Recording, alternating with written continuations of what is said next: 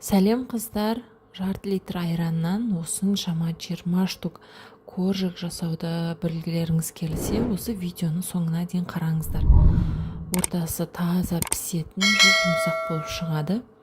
Бұрында мектепте буфеттен алып жейтін коржик болып шығады. Дәмі, иісі деген керемет енді.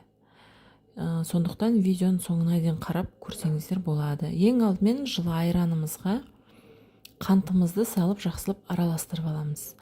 Айранның жылы болғаны маңызды. Холодильникте тұрса, біраз уақытқа сыртқа шығарып қойыңыздар.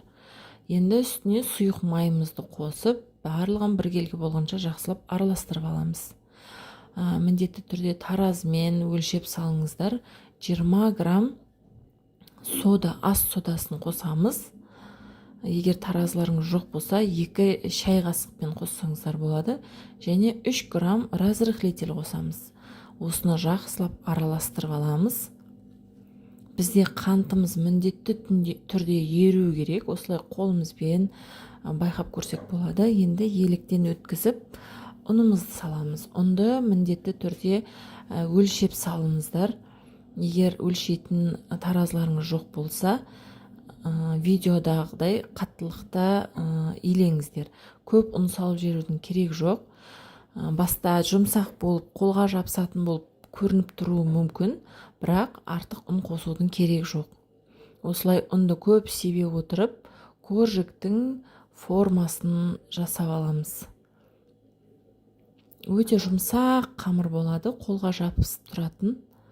Үйде бар кез келген формамен кессеңіздер болады.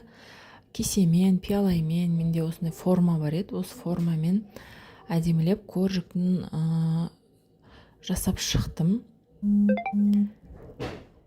Енді қызып тұрған 250 градуста пісіреміз. Қыздар, тез пісіп қалады. 10-15 минутта қарап тұрыңыздар. Беті қызарғанша 10-15 минутта пісіріп аламыз.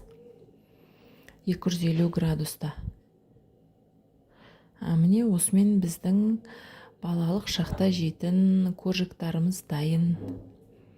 Үйдегілерге міндетті түрде ұнайтынына сенімдімін, жасап көріңіздер. Барлық мөлшерін описание бөліміне жазып қалдырамын. Видеоны соңына дейін қарағандарыңызға рахмет. Маған жазылып, лайк басып қойыңыздар.